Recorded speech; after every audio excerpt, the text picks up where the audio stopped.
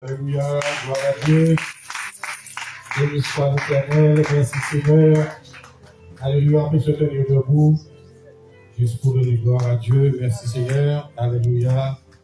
Le Seigneur est vivant. Amen. Amen, amen, amen. Gloire à Dieu. Merci Seigneur. C'est pas évident lorsqu'on est dans le service, il y a des oppositions. Au moment où on doit partir, il y a des choses qui arrivent, tout cela, mais je suis là-bas, la grâce de Dieu. Alléluia. Et je peux vous dire que vous qui voulez servir Dieu, il faut savoir que tout ne sera pas facile. D'accord, les gens qui vous disent que tout est facile, c'est pas vrai. D'accord, lorsqu'on sert Dieu, il y a le monde des ténèbres qui se lève contre nous. Le monde des ténèbres se lève contre tous ceux qui se décident à servir Dieu, contre tous ceux qui décident d'être loyaux, contre tous ceux qui décident d'être fidèles. Il faut savoir que le monde spirituel des ténèbres se lève contre ceux qui sont décidés et déterminés à faire la volonté de Dieu. Mais en Jésus-Christ, nous sommes plus qu'un vainqueur. Alléluia. Encore le Seigneur. Alléluia. Jésus-Christ nous a donné le pouvoir de marcher sur les serpents, sur les scorpions et sur toute la puissance de l'ennemi. Et rien ne pourra nous nuire. Il ne faut pas oublier cette partie-là. D'accord? Rien ne pourra nous nuire. Alléluia. Tu peux t'asseoir comme de Dieu, au nom de Jésus-Christ. Merci Seigneur. Le Seigneur est fidèle et vous connaissez le thème. Le thème de ce soir, je l'ai envoyé aussi sur le groupe. Je l'ai envoyé sur les réseaux sociaux. Je l'ai envoyé sur TikTok, sur LinkedIn, sur Twitter. Parce que comme j'ai plusieurs comptes, donc je fais le message passer sur toutes ces plateformes-là. D'accord? Et c'est pour cela que lorsque l'Église a un programme et vous avez des plateformes, il faut faire passer le message. D'accord? Les comptes que vous avez, c'est pas uniquement pour montrer que vous avez une belle montre. C'est pas ça. Nous, en tant que chrétiens, en tant qu'enfants de Dieu, il faut partager la parole. D'accord? Voilà, il faut partager, publier et la parole de Dieu sur les plateformes dont nous sommes inscrits. Parce que c'est dommage que je vois des personnes qui se disent chrétiennes, mais on ne voit jamais des versets bibliques sur leur page Facebook. On ne voit jamais, on voit toujours leur belle robe, on voit toujours des poses, ils font des poses, des selfies, voilà. Mais on dit qu'on est chrétien, mais où est la parole de Dieu? D'accord? Où est la parole de Dieu? Donc c'est pour cela qu'il faut faire attention lorsque vous avez des plateformes, eh bien, partagez, publiez la parole de Dieu. La Bible dit, l'apôtre Paul disait, je n'ai point honte de l'évangile.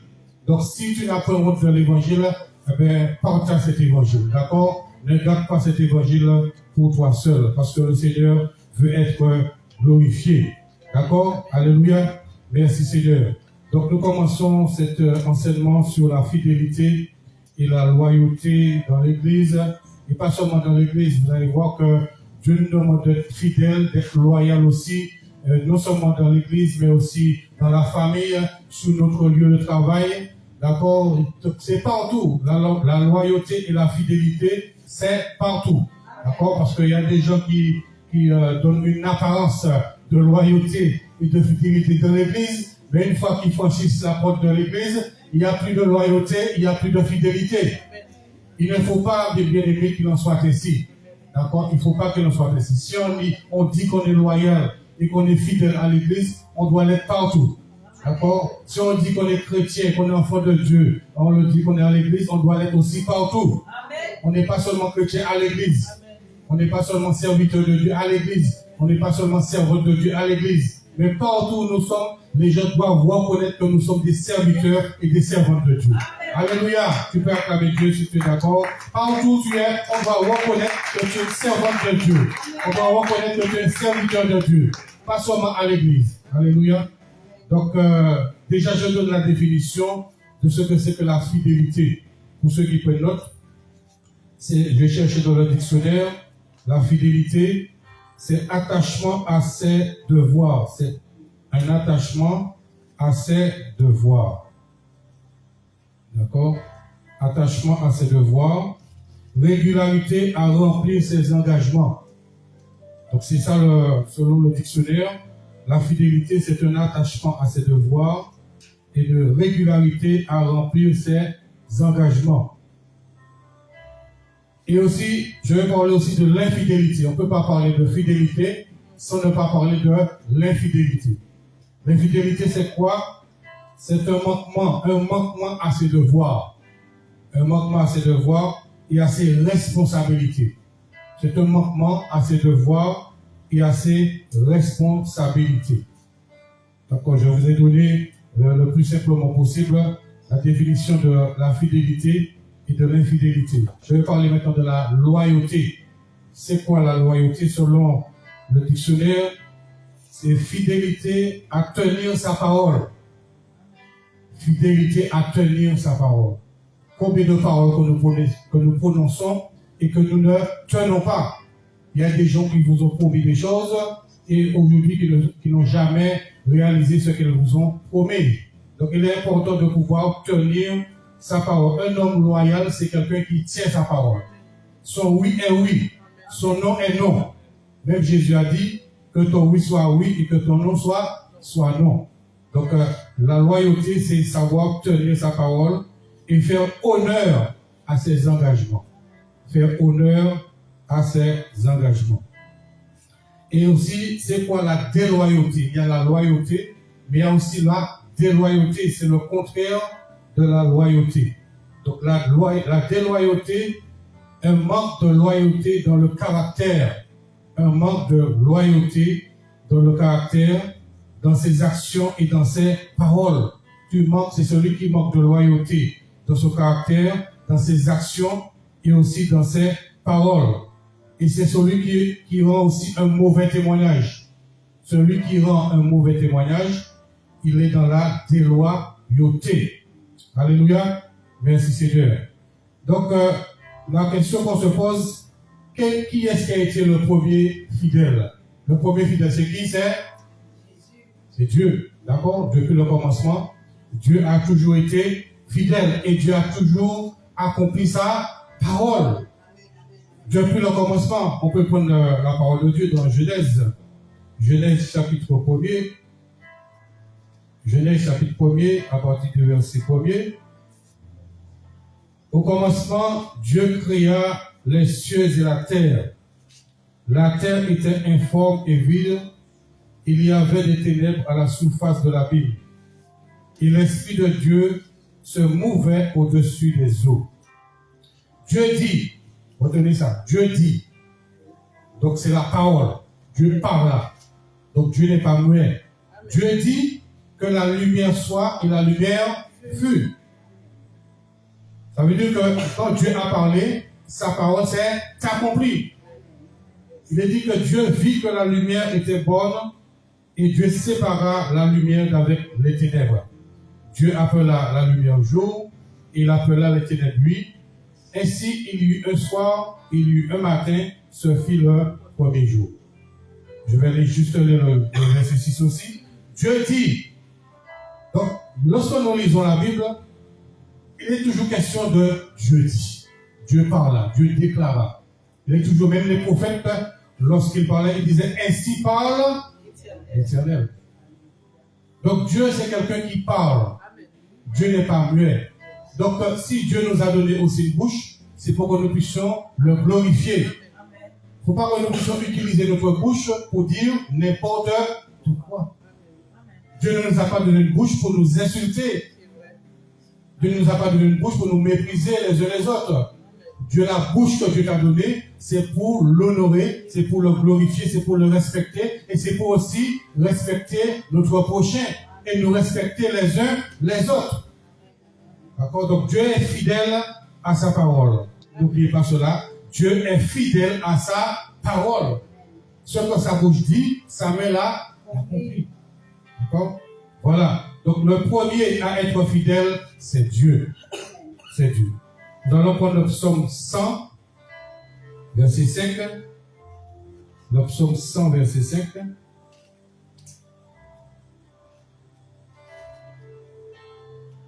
Le psaume 100, verset 5. Et chaque matin, je peux vous dire que nous lisons la parole. Dieu nous bénit, on est content, voilà, on partage.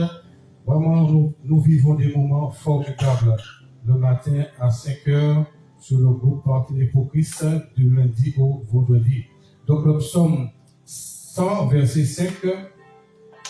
Car l'Éternel est bon, sa bonté dure toujours et sa fidélité de génération en génération. Et je vous ai dit que la première personne à être fidèle, c'est Dieu.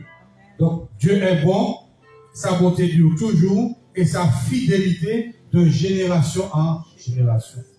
Cela veut dire que la fidélité de Dieu est éternelle. Dieu est éternellement fidèle. Rien ni personne ne peut arrêter la fidélité de Dieu. D'accord? Même si, peu importe ce que nous avons vécu, peu importe les souffrances que tu as traversées, Dieu sera toujours fidèle pour venir à ton secours. Alléluia. Voilà. Dieu sera toujours fidèle pour répondre à tes prières. Dieu sera toujours fidèle pour exaucer tes prières. Voilà. Donc, dès que tu l'invoques, dès que tu reviens à lui, il sera toujours prêt à te relever, à t'affermir, à te remettre sur pied. Donc, n'oublie pas la fidélité de Dieu. Les hommes deviennent fidèles, infidèles. Les femmes deviennent infidèles, mais Dieu reste fidèle. Il y a des gens qui vous ont promis fidélité. Où sont-ils aujourd'hui? Et oui, des gens qui nous ont promis fidélité, respect, loyauté. Où sont-ils aujourd'hui? Des personnes qui nous ont promis d'être avec nous. Voilà, d'être avec nous. Voilà, je suis avec toi, ma sœur. Je suis avec toi, mon frère.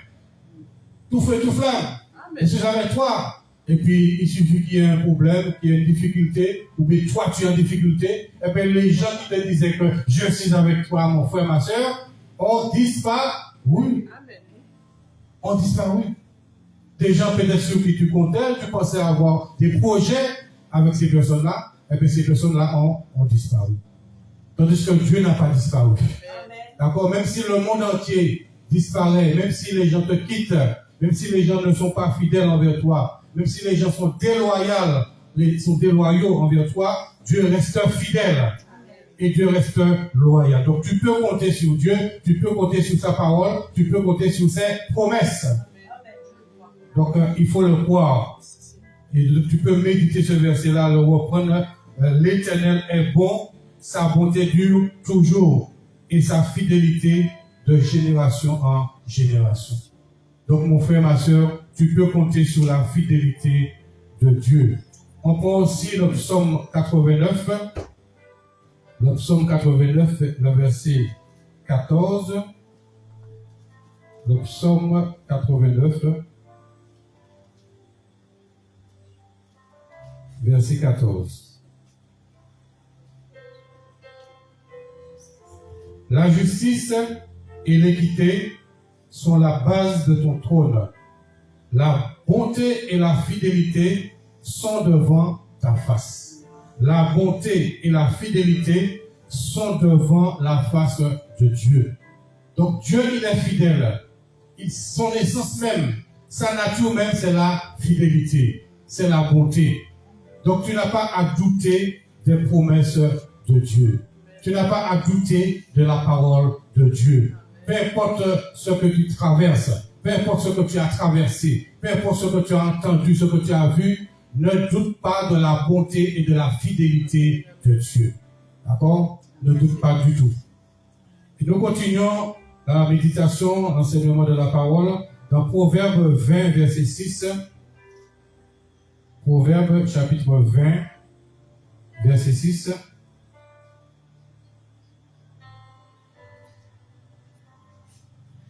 Beaucoup de gens proclament leur bonté, mais un homme fidèle, qui le trouvera?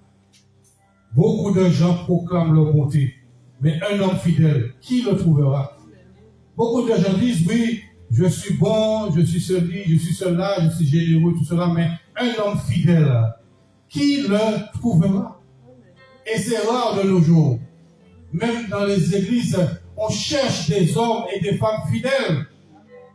Les pasteurs, les apôtres, les ministères cherchent des hommes et des femmes fidèles, des hommes et des femmes sur qui ils peuvent compter. Il y a des gens qui sont fidèles pendant quelques mois, qui sont fidèles quelques années, et après ils ne sont plus fidèles. La loyauté et la fidélité, Ce n'est pas une question de jours, de mois ou d'années. Lorsqu'on est loyal, lorsqu'on est fidèle, on l'est définitivement. D'accord? On ne l'est pas pour un temps. Donc si on dit qu'on est loyal et on est fidèle à Dieu, si on dit qu'on est loyal et on est fidèle à l'église, à son pasteur, aux hommes, aux femmes, aux personnes que Dieu a établies, au service, au programme de l'église, il faut l'être définitivement. Peu importe les tempêtes, peu importe les vents qui soufflent, tu dois rester là. Souvenez-vous de cette parabole lorsque je disais que celui qui a fondé sa maison sur le sable, la pluie est venue, les torrents sont venus, tout cela, la maison n'a pas résisté parce qu'elle était fondée sur le sable. Et l'infidélité, la déloyauté, c'est du sable. Donc si tu baptises, si tu bâtis ta vie, si tu bâtis ton ministère, si tu bâtis ta persévérance sur la déloyauté, sur l'infidélité, tu ne vas pas tenir.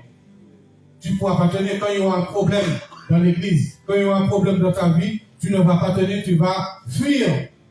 Tu vas quitter ton poste, tu vas quitter tes responsabilités parce que ta vie chrétienne, ton engagement, ta fidélité n'est pas basée sur la parole de Dieu, sur la loyauté. Donc, mon frère, ma soeur, il faut que notre vie chrétienne soit basée sur la fidélité et la loyauté. Et quand tu es basé et fondé sur la fidélité et la loyauté, tu restes à ta place. Les gens vont venir te dire, mais qu'est-ce que tu fais là toujours? Quelqu'un a déjà entendu ça. On vient te dire, mais qu'est-ce que tu fais là toujours? Qu'est-ce que tu fais encore dans cette église? Tu vois pas que Ethel est parti, mais toi, mais non, tu n'es pas venu pour suivre Ethel, tu es venu pour suivre Jésus. Attends, Dieu, si tu es d'accord avec cela. Tu es venu pour suivre Jésus. C'est ça la loyauté et la fidélité. Peu importe ce qui part, peu importe ce qui quitte, toi tu es venu pour suivre Jésus. C'est Jésus qui est ton berger. Et si tu sais, tu es convaincu que Dieu t'a planté là, tu restes là où Dieu t'a planté. Si tu sais, tu reconnais que là où tu es, tu reçois la parole, tu es béni par la parole, tu es épanoui, eh bien reste là. Et le Seigneur va continuer à t'arroser. Il va continuer à te permettre de porter du fruit. Mais si tu t'en vas, si tu suis ceux qui partent pour un rien, pour un oui, pour un non, non. D'accord? Et je peux vous dire que tous ceux qui font cela ne sont pas dans la loyauté, ni dans la fidélité. Donc nous allons prendre aussi 2 Samuel, chapitre 20, versets 1 à 26. C'est une histoire qui est formidable. 2 Samuel 20, 1 à 26.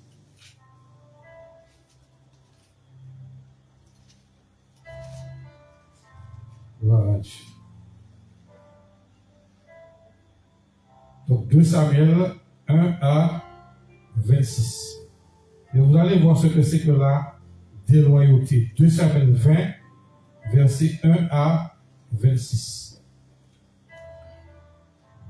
Il se trouvait là un méchant homme, nommé Sheba, fils de Bichri, benjamite.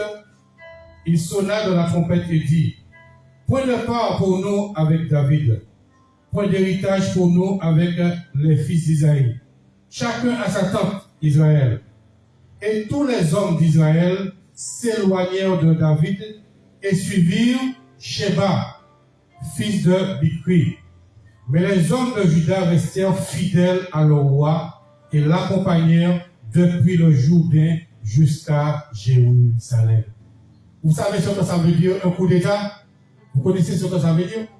Voilà, Dieu a établi quelqu'un pour pouvoir vraiment exercer son autorité, pour pouvoir donner sa parole, pour pouvoir enseigner. Et vous allez voir qu'il y a des personnes dans l'église, parce que nous parlons de l'église, qui va commencer à insinuer des choses, qui va commencer à critiquer l'homme de Dieu, qui va commencer à faire des choses en cachette, au fur et à mesure. Ça ne fait pas encore de bruit. Mais les personnes vont commencer à parler doucement contre la prédication, contre les enseignements, contre l'homme de Dieu, contre la femme de Dieu, contre ce qui se fait à l'église. La déloyauté déjà commence dans le cœur. N'oubliez pas cela. La déloyauté commence déjà dans le cœur. L'infidélité commence déjà dans le cœur. C'est des personnes aussi qui sont là. Des personnes qui viennent pour leur gloire, pour chercher une gloire, pour chercher une popularité. Et puis lorsqu'ils n'arrivent pas à atteindre leur objectif, ils vont commencer à parler à chaque personne dans l'église. Et puis, si toi-même tu ne fais pas attention, si toi-même tu ne veilles pas, tu vas commencer à dire, ah oui, c'est vrai, effectivement, tu vas commencer à prendre part à ces critiques-là. Tu vas commencer à prendre part à ces paroles-là. Et là, à ce moment-là, tu vas commencer à être aussi déloyal. Tu vas commencer à être infidèle. Parce que tu as entendu des paroles. Tu as entendu quelqu'un qui s'est mis à critiquer ce qui se fait à l'église. Il s'est mis à critiquer l'homme de Dieu, la femme de Dieu. Lorsque vous écoutez des mauvaises langues, cela a une mauvaise influence sur vous. La Bible dit que les mauvaises compagnies corrompent les bonnes mœurs. Et voyez ce qui s'est passé là. Cet homme s'est soulevé, Sheba, un homme méchant, il s'est soulevé contre David. Et il a demandé vraiment que les gens puissent quitter David pour venir avec lui. Pour venir avec lui. Et aujourd'hui, beaucoup de gens font cela aussi dans les églises. Beaucoup de gens aujourd'hui font des choses comme cela. Ils causent des divisions. Celui qui cause des divisions est déloyal et infidèle.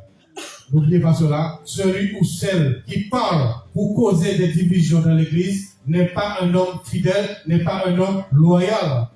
Et la parole de Dieu nous dit de nous éloigner de telles personnes. À partir du moment que quelqu'un commence à parler mal de l'église, commence à parler mal de l'apôtre, parler mal des serviteurs, mal des servantes, il faut vous éloigner de telles personnes. Ne prêtez pas vos oreilles à ces gens de parole.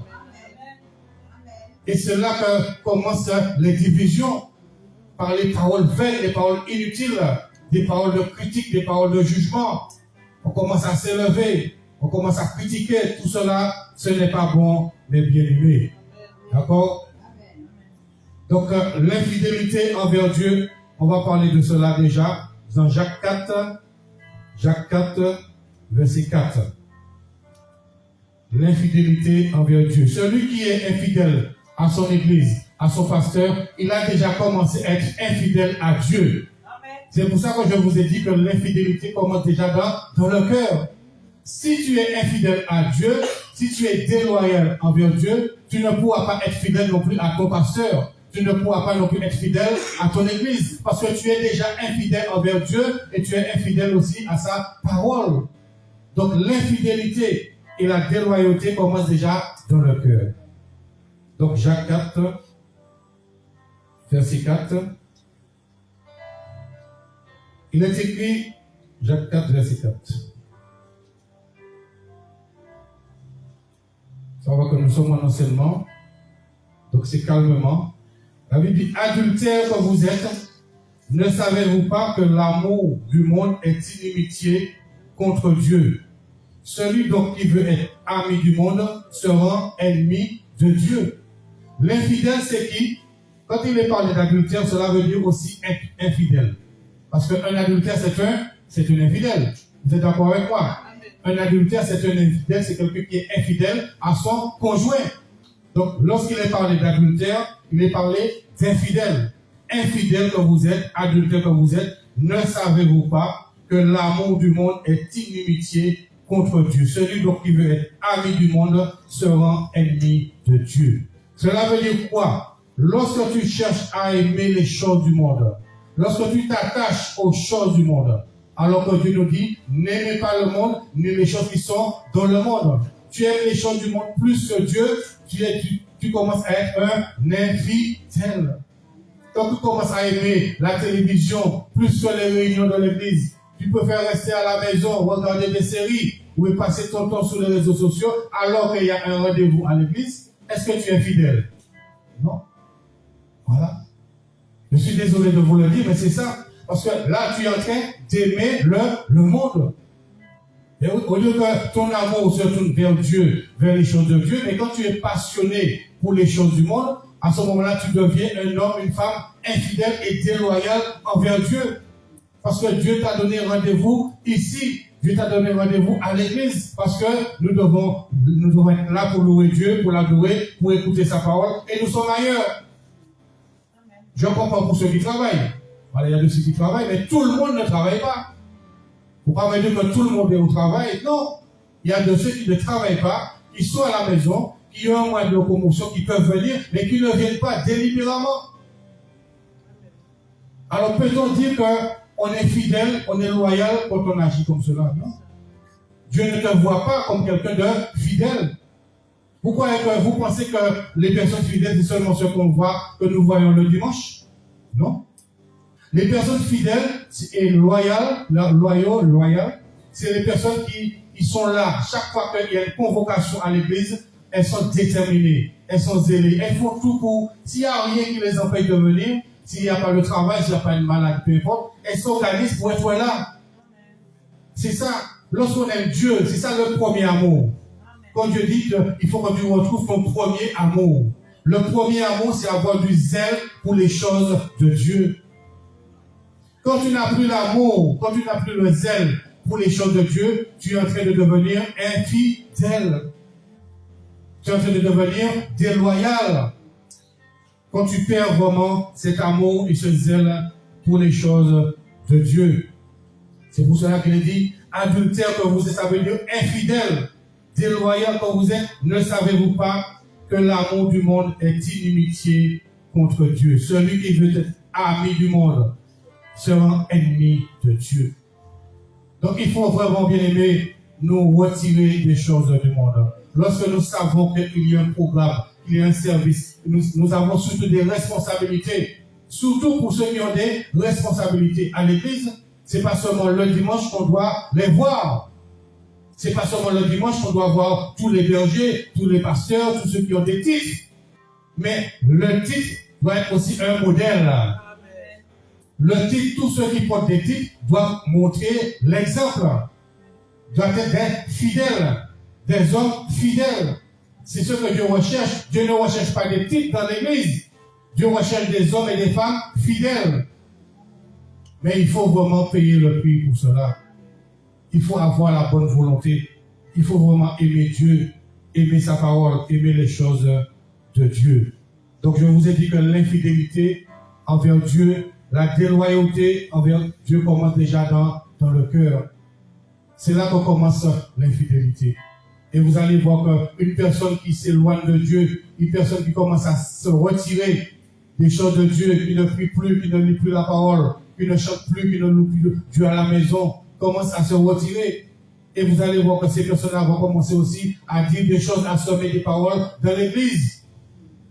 À dire des choses qu'il ne faut pas dire. À faire des choses qu'il ne faut pas faire. Parce qu'intérieurement, ils sont déjà déloyaux envers Dieu et infidèles. Donc je répète encore, l'infidélité et la déloyauté commencent déjà dans le cœur. C'est pour cela que la Bible dit, garde ton cœur plus que tout autre chose. Garde ton cœur, mon frère. Garde ton cœur, ne laisse pas la déloyauté et l'infidélité entrer dans ton cœur.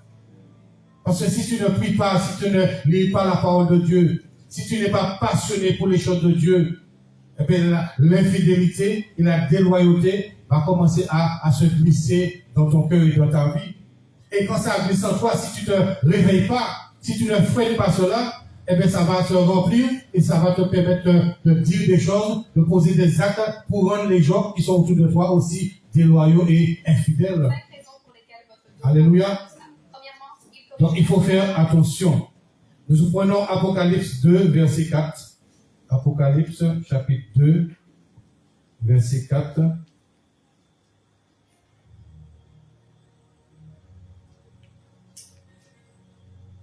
On peut lire à partir du verset 1er. Apocalypse, verset 2, à partir du verset 1er. Écrit à l'ange d'Éphèse, à l'ange de l'église d'Éphèse. Et je vous ai dit, pour ceux qui étaient aussi, qui sont sur le groupe Martinique pour Christ, l'ange prend la parole de Dieu, écrit à l'ange de l'église, il s'agit du pasteur. Voilà, c'est pas un ange qui est là, puis non, c'est le pasteur, écrit au pasteur de l'église d'Éphèse. D'accord? Parce qu'il dit, voici, parce qu'on ne peut pas écrire à un ange. Est-ce qu'on peut écrire à un ange? Non, on ne peut pas écrire à un ange. Mais il s'agit du pasteur. C'est comme, par exemple, ici, l'ange de l'église, c'est l'apôtre Beaufin. Vous avez compris?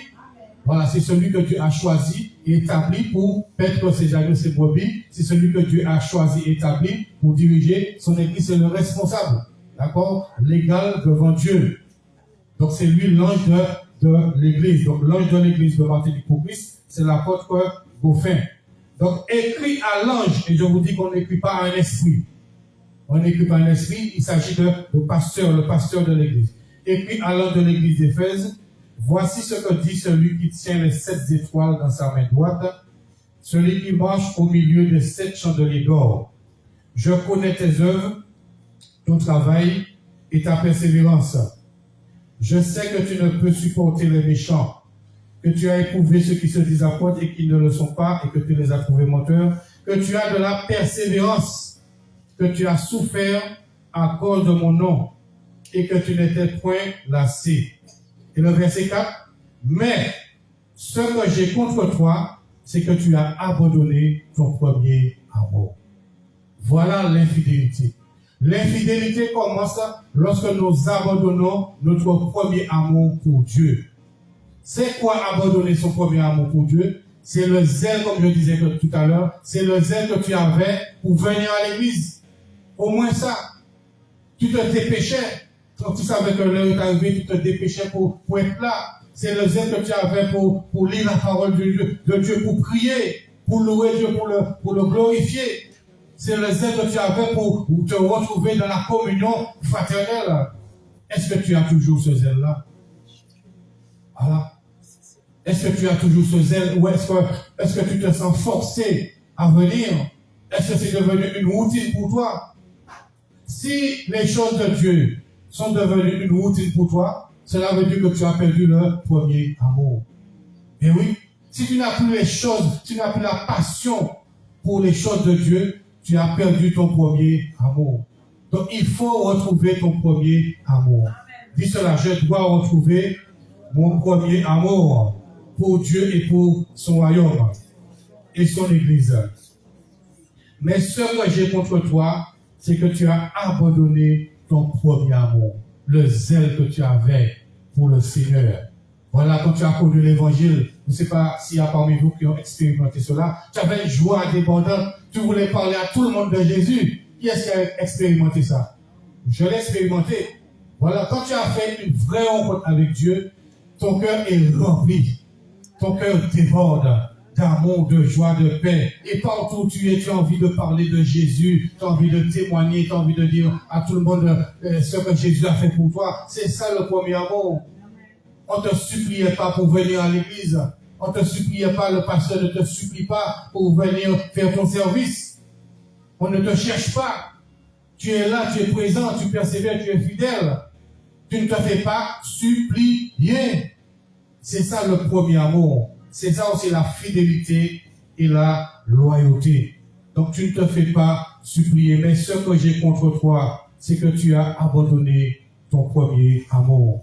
Parce que tout ce que nous venons de lire, on peut le faire, on peut faire des œuvres, on peut faire beaucoup de choses, tout cela, mais s'il n'y a pas l'amour, la passion dans ce qu'on fait, ça devient quelque chose de foi, ça devient quelque chose de routinier. Et Dieu ne veut pas que tu puisses le servir dans la routine. Dieu ne veut pas que tu puisses venir à l'église dans la routine, par habitude. Ah, j'ai l'habitude, bof, j'ai l'habitude. Non. Dieu veut que tu puisses venir avec zèle. Regardez l'exemple. Toute la journée, j'ai couru depuis ce matin. Je travaille. Après le travail, j'ai des rendez-vous. Après le rendez-vous, mes enfants, tout cela. C'est pour ça que je suis arrivé en retard. Pendant que je venais, mes enfants m'appellent, tout cela. Mais je pense à l'église. Voilà. Jésus disait, le zèle de ta maison me dévore. Est-ce que le zèle de l'église te dévore? Eh oui. Est-ce que tu as encore ce zèle de l'église qui te dévore? Ça veut dire quoi? Ça veut dire que tu penses à l'église, tu pries pour l'église, tu pries pour les serviteurs, tu pries pour les servantes, tu pries pour l'œuvre de Dieu. Est-ce que tu fais cela toujours? Nous le faisons le matin. C'est que, mais toi-même, est-ce que tu le fais personnellement? Ou est-ce que tu attends qu'il y ait un sujet de prière à l'église pour le faire? Quand tu as du zèle pour les choses de Dieu, quand tu as ton premier amour qui est toujours là, tu fais ces choses-là. Tu pries pour l'église. Tu pries pour les serviteurs, tu pries pour l'apôtre, tu pries pour les foyers, tu as ce zèle-là, ce premier amour, tu ne te fais pas supplier. Mais ce que j'ai contre toi, c'est que tu as abandonné ton premier amour. Pourtant, il persévérait. Pourtant, il faisait des œuvres. Pourtant, ils éprouvaient ce qui se disait apôtre. Tout cela, il dit que tu avais de la persévérance, tu as souffert. Voilà, tu n'étais point lassé. Mais, dans tout cela, tu as perdu ton premier amour. C'est pour cela que dans beaucoup d'églises, il y a des gens qui font beaucoup de choses. Ils sont tombés dans l'activisme. On fait ceci, on fait cela. Voilà, on n'a pas de repos. Mais il n'y a pas vraiment l'amour pour les choses. Parce que, quand nous lisons dans Romains 1 Corinthiens 13, il parle de l'amour. Tu peux faire beaucoup de choses. Même livrer ton corps pour être brûlé. Mais si tu n'as pas l'amour, cela ne sert de rien. Si tu fais les choses sans amour, tu viens à l'église, mais je viens, voilà. Mais est-ce que tu aimes ce que tu fais? Est-ce que tu aimes l'église du Seigneur? C'est ça que le Seigneur veut restaurer en nous. Dieu veut que tu puisses persévérer avec amour, que tu puisses venir, que tu puisses le servir avec amour, avec zèle. Amen. Nous devons retrouver cela. D'accord? Nous sommes d'accord, bien-aimés? Il faut retrouver cela. Il faut retrouver cela. Ne servons plus Dieu dans la froideur, voilà, dans la tiédeur. Parce que n'oubliez pas quand Jésus a dit, ceux qui sont tièdes, il va les vomir. Il a dit que puisses-tu être froid ou bouillant. Mais si tu es tiède, je te vomirai de ma bouche. Donc faisons attention, bien-aimés, pour que nous ne soyons pas tièdes. Le tiède, c'est quoi? Le tiède, c'est celui qui fait les choses sans amour, sans passion, sans zèle. Voilà, sans vraiment détermination. Qui le fait, il fait les choses pour faire, tout simplement. Je viens pour venir. Je chante pour chanter, je prie pour prier, mais qui ne font pas les choses avec l'amour de Dieu. Donc tout ce que nous faisons, tout ce que nous faisons, nous devons le faire avec l'amour de Dieu. Alléluia. Donc nous continuons. L'infidélité, comme je vous disais, commence lorsque notre cœur s'éloigne de Dieu. Quand ton cœur commence à s'éloigner de Dieu, l'infidélité a commencé. On peut continuer à servir extérieurement tout en perdant notre premier amour. Il y a des gens même qui chantent, qui font des choses, mais qui n'ont pas de communion avec Dieu. Qui n'ont pas de relation personnelle avec Dieu. Il y a des gens qui font beaucoup de choses à l'église. On fait, voilà, le micro est là, la caméra, on est visible, on est sous les projecteurs. Mais est-ce que tu as une relation personnelle avec Dieu chez toi? Dans ta chambre? Est-ce que tu mets tes genoux à terre? Est-ce que tu le fais seulement à l'église? Voilà, le premier amour, c'est retrouver ces choses-là.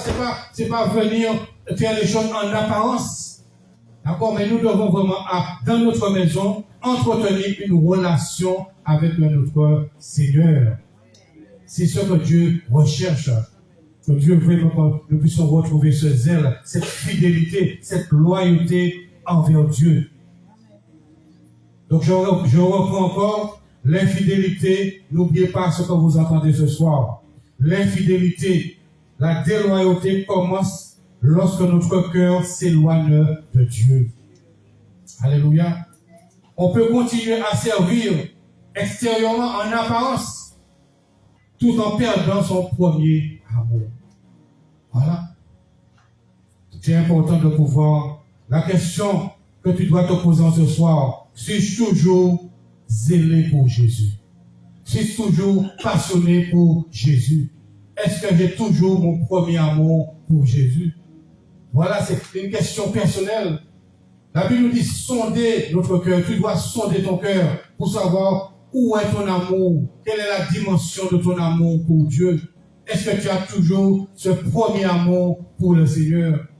Ou est-ce que tu viens à l'église pour venir tout simplement? Je vais parler de la déloyauté maintenant. Donc je vais vous expliquer, l'infidélité commence dans le cœur. D'accord? Et après ça se répand et ça fait des dégâts. Et à cause de l'infidélité et de la déloyauté des personnes qui sont affectées, eh bien, ils affectent d'autres personnes.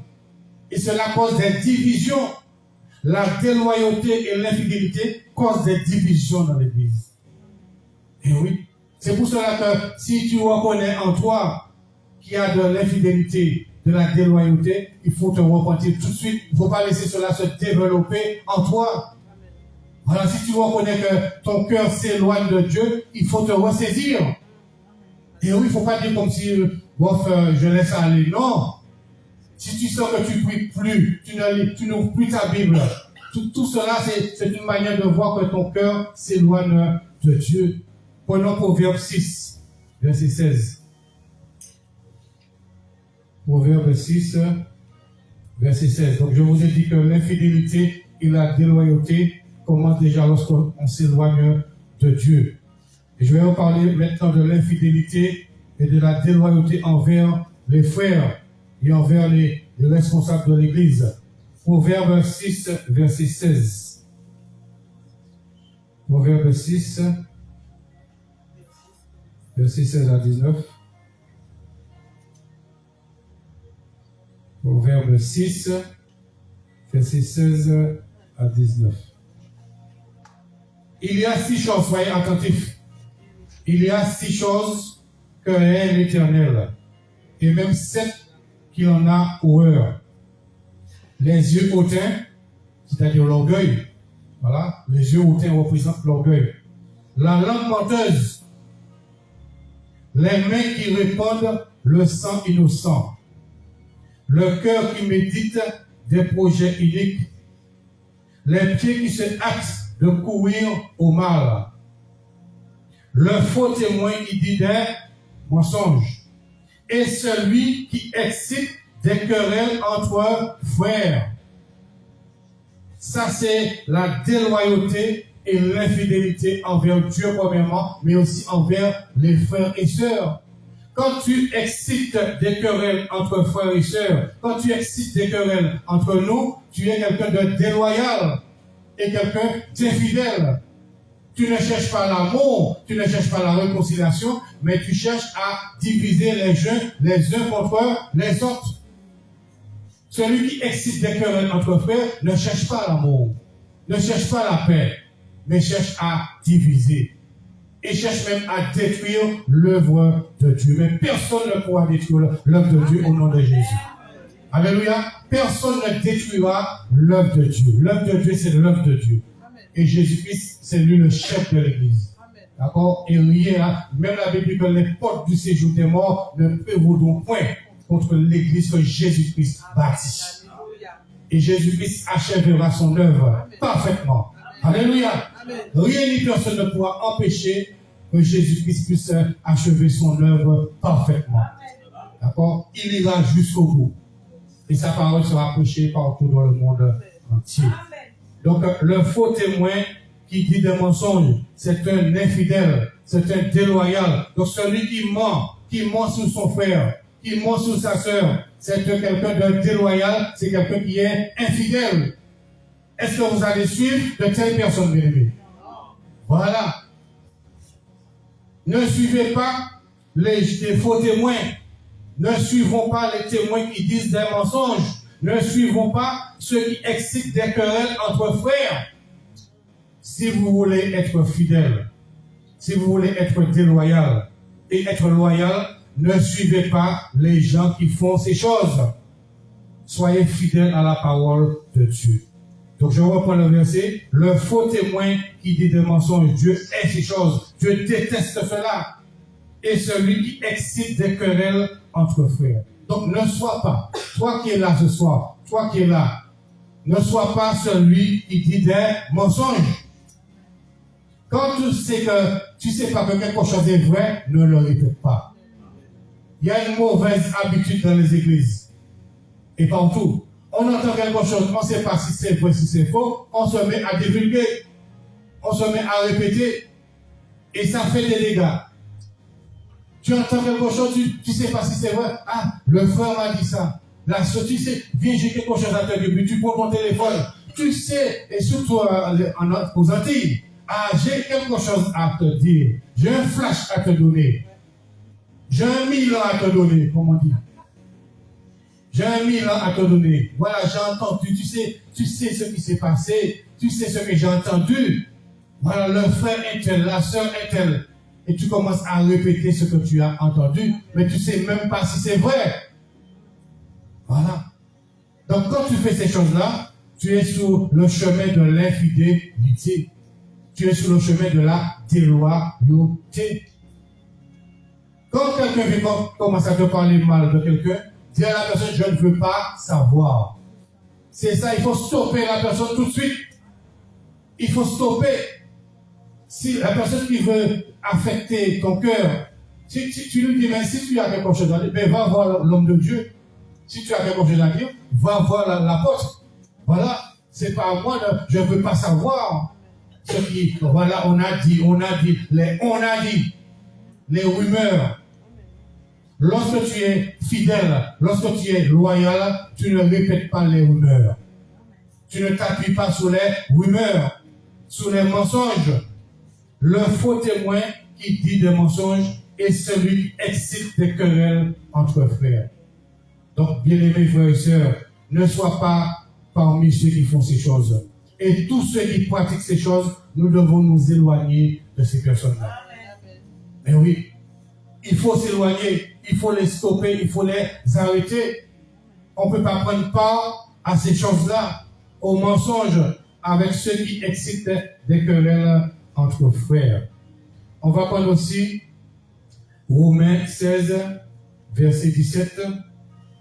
Tout cela, c'est la déloyauté et aussi l'infidélité entre frères et sœurs dans l'Église. Romains 16, verset 17.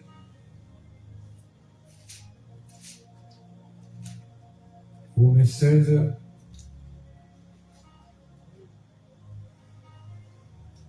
Verset 17. Donc il est écrit, je vous exhorte, frères, à prendre garde. Écoutez bien. Je vous exhorte, frères, à prendre garde à ceux qui causent des divisions et des scandales au préjudice de l'enseignement que vous avez reçu. Et qu'est-ce qu'il est dit encore? Éloignez-vous d'eux. Est-ce qu'il est dit de les écouter? Non. Est-ce qu'il est dit de les suivre? Non. La Bible dit éloignez-vous d'eux. Et avant tout, il nous dit, je vous exhorte, cela veut dire, je vous encourage. Exhorter, ça veut dire encourager. Je vous encourage, je vous exhorte, frère, à prendre garde, faites attention à ceux qui causent des divisions et des scandales au préjudice de l'enseignement que vous avez reçu. Cela veut dire que ces personnes-là, ils vont critiquer, ils vont commenter, ils vont raisonner sur les prédications qui sont faites ici, ou peu importe l'église. C'est des gens qui parlent toujours sur ce qui a été prêché. Ils ont toujours quelque chose à dire, et à redire, et à redire encore, jusqu'à troubler certaines personnes. Donc c'est pour cela que lorsque vous voyez de telles personnes qui causent des divisions, qui remettent en question justement les prédications, les enseignements qui sont prêchés en accord en plus avec la parole. Voilà, parce que l'enseignement, si l'enseignement est fondé sur la Bible, on n'a pas à critiquer cela. On n'a pas à rejeter une parole, un enseignement qui est fondé sur la Bible. Donc, tous ceux qui rejettent, tous ceux qui critiquent, tous ceux qui jugent, qui font des choses pour causer des divisions et des scandales, il faut vous éloigner. Est-ce que nous sommes d'accord avec la parole? D'accord, c'est pas moi qui le dis, vous l'avez vu avec moi-même. C'est ce qui est écrit. Éloignez-vous des personnes qui causent des divisions et des scandales. D'accord, au préjudice de l'enseignement que vous avez reçu. Comment commence la déloyauté? Eh bien, ça commence par les critiques cachées. Les critiques, on commence à parler, à jaser. Voilà, sur la prédication. Ah oui, mais l'apôtre a dit ça, mais. Voilà, le pasteur a dit ça, mais. La sœur a dit ça, mais. Il y a toujours un mais. On veut toujours raisonner. Et la Bible dit qu'il ne faut pas raisonner devant la parole de Dieu. La parole de Dieu, c'est oui et amen. Et il y a des faux raisonnements qui viennent. Tout cela pour pouvoir causer des divisions. Donc, comment commence la déloyauté? Par aussi les murmures. La déloyauté commence par les murmures. Lorsque vous commencez à murmurer, Vous commencez à murmurer sur ce qui est fait, sur ce qui est dit, à murmurer sur l'homme de Dieu, sur tout ce qui se fait. Les murmures. Et vous savez que beaucoup de gens ont péri dans le désert d'Israël à cause des murmures. Quand le peuple d'Israël était dans le désert, eh bien, l'ange de la mort a frappé beaucoup, des milliers d'hommes et de femmes parce qu'ils murmuraient. Vous savez que lorsque vous murmurez, surtout en face de la parole de Dieu, Dieu n'est pas d'accord avec vous. Le Seigneur n'est pas d'accord lorsque vous murmurez en ce qui concerne sa parole. Lorsque la parole de Dieu est prêchée et enseignée dans la vérité, nous n'avons pas à murmurer. Nous devons accepter la parole telle qu'elle est. Mais si tu n'acceptes pas la parole telle qu'elle est, si tu murmures, tu n'es plus dans la fidélité, mais tu es en train de glisser dans l'infidélité. Tu deviens infidèle et déloyal. La déloyauté aussi se manifeste par les divisions, par la manipulation. Vous connaissez, il y a des gens qui savent manipuler. Voilà, qui prêchent le faux, comme on dit, pour connaître le vrai. Des gens qui sont subtils. Ils vont vous poser des questions. Oui, mais l'apôtre a dit ça, mais qu'est-ce que tu en penses? Ils veulent toujours savoir ce que tu penses. Qui est-ce qui a déjà vécu ça? Voilà, même dans l'église, hein, vous allez avoir une prédication, mais après la prédication, même dans la cour, là. Voilà, mais tu sais, mes frères, viens, j'ai quelque chose à te dire. Mais l'apôtre a dit ça, mais qu'est-ce que est-ce que c'est vraiment vrai ce qu'il a dit là? On commence à mettre le doute. Et oui, comme Satan est venu vers Adam et Ève, Dieu a-t-il réellement dit? Donc la déloyauté et l'infidélité commencent lorsqu'on commence à vous poser des questions sur ce qui a été prêché, sur ce qui a été enseigné. On commence à vous poser des questions. Oui, mais qu'est-ce que tu en penses? Et puis là commence la déloyauté. La déloyauté aussi commence par les faux enseignements. Des gens qui ne se contentent pas de l'enseignement qui est prêché dans l'église, mais qui vont chercher des enseignements partout à droite et à gauche sur Internet. Et qui veulent introduire ces choses-là dans l'église. Cela cause aussi de la confusion. Ça cause aussi des divisions. Il y a un enseignement qui est porté ici. Martin Hypocrite a une vision, mais vous cherchez, des personnes cherchent des prédications, des enseignements bizarres sur des sites, des gens qui s'autoproclament prophètes. Aujourd'hui, il y a beaucoup de ceux qui se disent prophètes. Vous les voyez sur TikTok, prophète Intel, sur YouTube. Beaucoup aujourd'hui, tout le monde est prophète. Il suffit qu'on connaisse 2 versets, on n'a pas d'église, ils sont même pas dans une église. Ils n'ont pas d'église, ils n'ont pas de pasteur et ils sont prophètes. Comment tu dis que tu n'as pas d'église, tu n'as pas de pasteur, tu ne te réunis nulle part, on ne te connaît dans aucune église et tu dis que tu es prophète?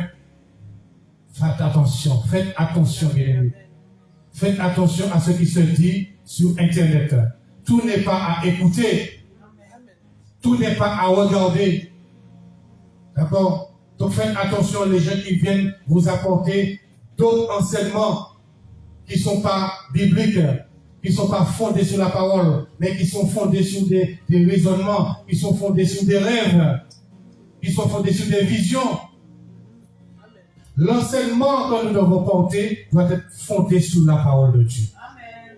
Tout ce que nous prêchons, tout ce que nous enseignons doit être fondé sur la parole. La parole de Dieu, c'est un fondement solide. Donc c'est sur cette parole-là qui est le roc que nous devons fonder notre vie chrétienne. Les enseignements, tout ce qui doit se faire. Donc faites attention. N'écoutez pas tout sur Internet. Ne regardez pas tout sur Internet. Parce que derrière certains ministères, entre guillemets, il y a la sorcellerie. Et oui, beaucoup se disent pasteurs pour beaucoup de choses, ils ne sont pas prophètes, mais quand on regarde, après on découvre qu'ils étaient des sorciers. Et oui, après on découvre qu'ils faisaient la sorcellerie. Ils ont caché ça pendant des années, ils ont trompé les gens. Mais il y a même de ceux qui faisaient les gens tomber. Mais après on a découvert qu'il y avait la sorcellerie derrière cela. Il y a même de ceux qui étaient là, qui travaillaient avec eux, qui ont témoigné aussi qu'il était ou elle était effectivement dans la sorcellerie.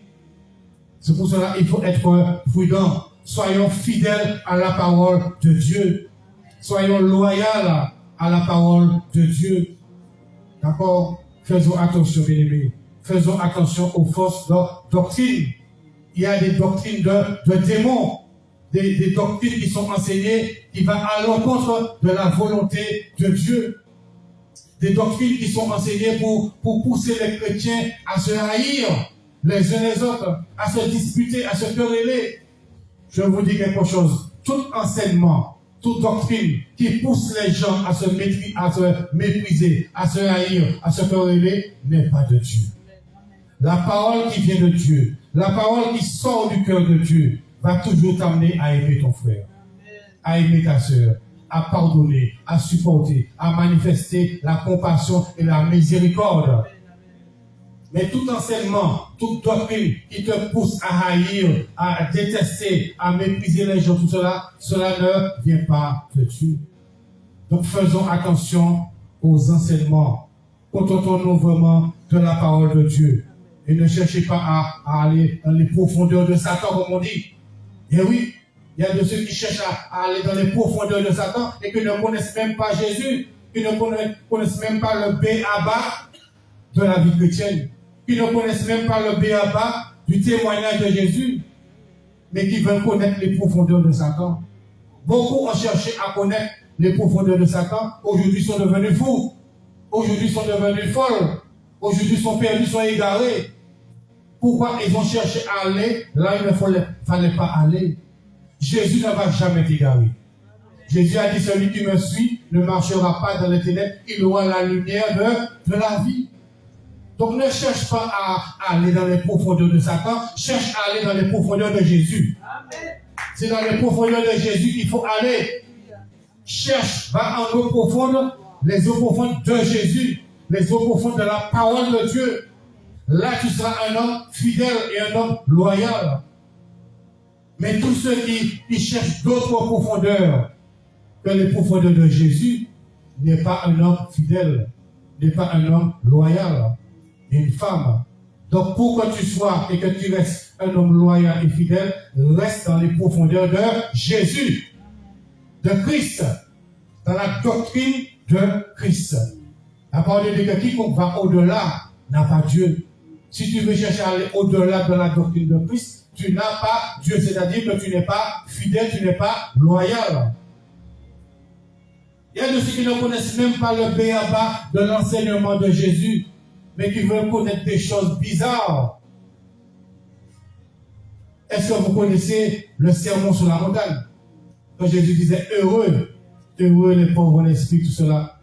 Voilà, cherche à connaître la révélation qu'il y a dans les béatitudes, dans le sermon sur la montagne. Il y a plein de révélations dans cela. Donc, mon frère, ma soeur, pour rester loyal, pour rester fidèle envers Dieu, reste dans sa parole. D'accord? Restons dans sa parole. N'allons pas dans les philosophies du monde, dans les choses bizarres du monde, dans les profondeurs de ceci, de cela. Reste dans la parole de Dieu. D'accord? Donc, Dieu, il déteste les divisions. Dieu n'aime pas cela, les divisions entre frères et sœurs. Dans les églises, cela attriste le Saint-Esprit. Et oui, le Saint-Esprit est attristé lorsqu'il y a la division, lorsqu'il y a des querelles, des disputes, des commérages, des rumeurs, des mensonges, toutes ces choses-là. Le Saint-Esprit est attristé. Et le plus souvent, nous voulons voir la gloire de Dieu. On veut voir des miracles, on veut voir des guérisons authentiques, on veut voir des délivrances authentiques. Mais quand le Saint-Esprit est attristé, eh bien, nous l'empêchons d'agir. Nous empêchons au Saint-Esprit d'agir à cause de toutes ces choses-là qui se passent dans les églises. Vous savez qu'il y a des endroits où Jésus ne pouvait pas faire de miracles à cause de l'incrédulité des personnes. Incrédulité veut dire aussi infidélité à la parole de Dieu. Lorsque nous sommes infidèles, lorsque nous sommes déloyaux envers la parole de Dieu, lorsque nous sommes rebelles, eh bien, nous empêchons au Saint-Esprit d'agir librement et puissamment dans l'Église. Le plus souvent, nous demandons, Seigneur, fais-moi voir ta gloire. Fais-moi voir ta gloire. Nous le chantons, n'est-ce pas? Mais est-ce que tu es prêt à supporter la gloire de Dieu? Quand la gloire de Dieu vient, est-ce que tu seras prêt à supporter cette gloire-là, à porter cette gloire-là? Pour que tu puisses supporter la gloire de Dieu, porter la gloire de Dieu en toi, sur toi, il faut que tu sois un homme loyal, une femme loyale. Un homme fidèle, une femme fidèle. Les personnes infidèles, les personnes déloyaux ne peuvent pas supporter et porter la gloire de Dieu. D'accord? Parce qu'il y a une puissance dans la gloire de Dieu. On va prendre l'exemple d'Absalom, 2 Samuel 15, verset 1. Regardez ce qu'Absalom a fait. 2 Samuel chapitre 15, verset 1 à 13. Et il y a des personnes comme ça dans les églises qui commencent à parler, à chuchoter dans les oreilles des frères et sœurs pour les entraîner avec eux. Ils commencent à parler mal du pasteur, tout cela pour que les gens viennent avec eux. 2 Samuel 15, verset 1 à 13. Donc faites attention aux personnes qui viennent chuchoter à vos oreilles, qui commencent à dire des choses. Faites attention, soyons prudents. Après cela, Absalom se procura un char et des chevaux, et 50 hommes qui couraient devant lui. Il se levait de bon matin et se tenait au bord du chemin de la porte. Et chaque fois qu'un homme ayant une contestation se rendait vers le roi pour obtenir un jugement, Absalom l'appelait et disait, « De quelle ville es-tu » Lorsqu'il avait répondu, « Je suis d'une telle tribu d'Israël », Absalom lui disait, « Vois, ta cause est bonne et juste, mais personne de chez le roi ne t'écoutera. » Regardez ça déjà. Vous voyez ça? Vous voyez la subtilité? La subtilité, il dit que personne de chez le roi ne t'écoutera. Il y a déjà une parole de séduction qui est présentée là. Pour faire croire à cette personne-là que le roi ne va pas t'écouter. C'est comme si quelqu'un a une requête et puis cette personne a pu présenter à la porte sa requête de prière, mais quelqu'un dans la salle lui dit, mais non, c'est pas la peine d'aller voir la porte, il va pas t'écouter. Vous voyez la subtilité? Vous voyez comment la déloyauté commence? La personne va dire, c'est pas la peine d'aller voir la porte. Viens me voir plutôt. Je vais prier pour toi. Laisse la porte, c'est pas la peine. Mais ça, c'est là commence aussi la déloyauté. Donc il dit, mais personne de chez le roi ne t'écoutera. Absalom disait, qui m'établira juge dans le pays? Tout homme qui aura une contestation et un procès viendra à moi et je lui ferai justice. Vous regardez ça? Et quand quelqu'un s'approchait pour se prosterner devant lui, il lui tendait la main et le saisissait et l'embrassait. Absalom agissait ainsi à l'égard de tous ceux d'Israël qui se rendaient vers le roi pour demander justice. Et Absalom gagnait le cœur des gens d'Israël. Voilà comment commence la déloyauté dans l'Église. Il y a des personnes infidèles qui vont commencer à chercher à gagner votre cœur. Et oui, des personnes qui vont commencer à dire des choses. Tout ça pour vous attirer à eux, pour vous éloigner du pasteur, pour vous éloigner de l'Église et pour vous attirer à eux. Ils vont commencer à vous dire des choses. Voilà. Mais non, viens vers moi plutôt. Viens me rencontrer. J'ai une petite cellule là. Attention, voilà, je parle. J'ai une petite cellule là. Mais non, tu n'as pas besoin de venir prier ici. J'ai ma petite cellule. Viens me rencontrer, viens me rejoindre. Et puis après, la petite cellule devient une église. Cause de division. Ça a commencé dans l'église. Ça a commencé par des petites paroles. Ne va pas voir la porte. Ne va pas voir l'homme de Dieu. Ne va pas voir la femme de Dieu. Viens me voir. Donc faites attention aux personnes qui vous disent ne va pas voir les hommes de Dieu, les femmes de Dieu, mais viens plutôt me voir. Ça s'appelle la déloyauté envers son pasteur, envers son église. Comment tu peux empêcher à quelqu'un d'aller voir l'homme de Dieu? Comment tu peux empêcher à quelqu'un d'aller voir la femme de Dieu, les hommes que Dieu a établis pour cela? Tu es quelqu'un de déloyal. Tu es quelqu'un d'infidèle. D'accord? Donc n'écoutez pas de telles personnes. Alléluia, vous êtes d'accord avec moi? N'écoutez pas de telles personnes. Quand quelqu'un va vous dire, voilà, et venez. Et Absalom gagnait le cœur des gens d'Israël. Au bout de 40 ans, écoutez ça, au bout de 40 ans, Absalom dit au roi, permets que j'aille à Hébron pour accomplir le vœu que j'ai fait à l'Éternel. Car ton serviteur avait fait un vœu pendant que je demeurais à Géshur en Syrie. J'ai dit, si l'Éternel me ramène à Jérusalem, je servirai l'Éternel. Le roi lui dit, ouais, le roi avait confiance en lui. Le roi lui dit, va en paix, et Absalom se leva et partit pour Hébron. Nous voyons à travers cela, les personnes en qui le pasteur a confiance, c'est les premières personnes appelées sur le pasteur. Les personnes en qui nous avons confiance, le plus souvent, c'est les premières personnes à être infidèles et déloyales envers nous. Des gens avec qui nous avons marché ensemble, nous avons fait quelque chose ensemble, c'est les premières personnes à être infidèles envers nous, être déloyales envers nous.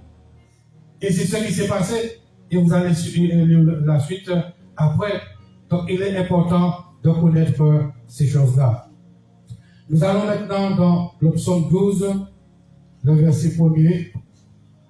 Le psaume 12, le verset 1er. Toujours, ça nous parle de fidélité et de loyauté. Le psaume 12 et le verset 1er.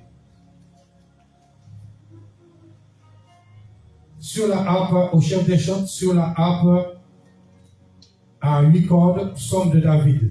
Sauve éternel, car les hommes pieux s'en vont, les hommes fidèles disparaissent parmi les fils de l'homme.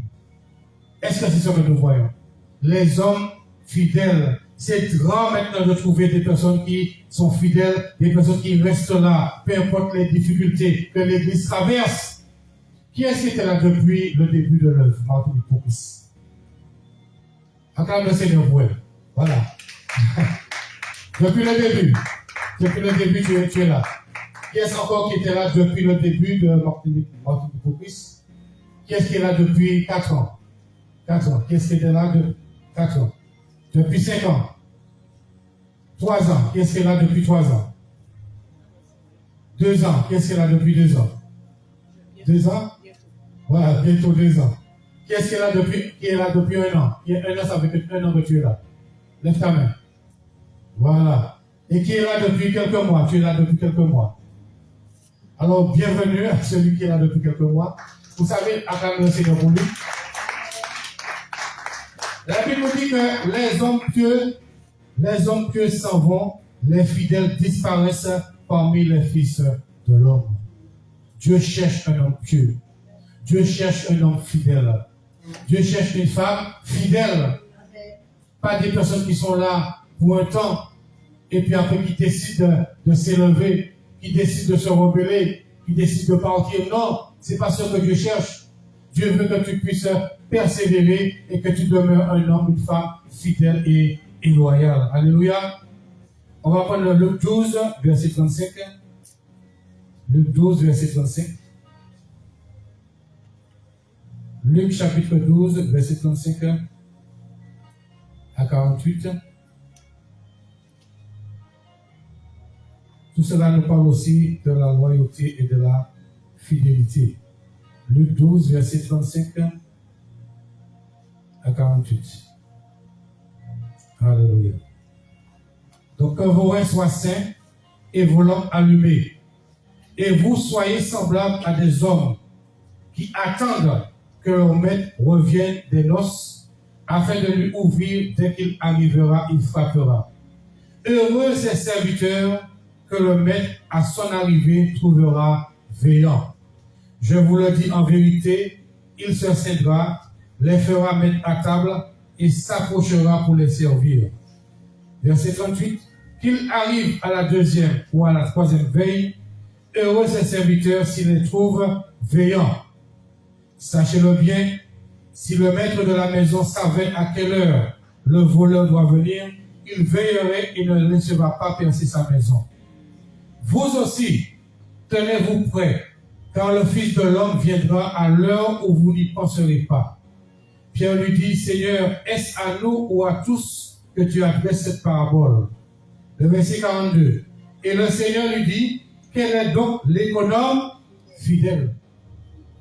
Quel est donc l'économe fidèle et prudent que le maître établira sur ses gens pour leur donner la nourriture au temps convenable?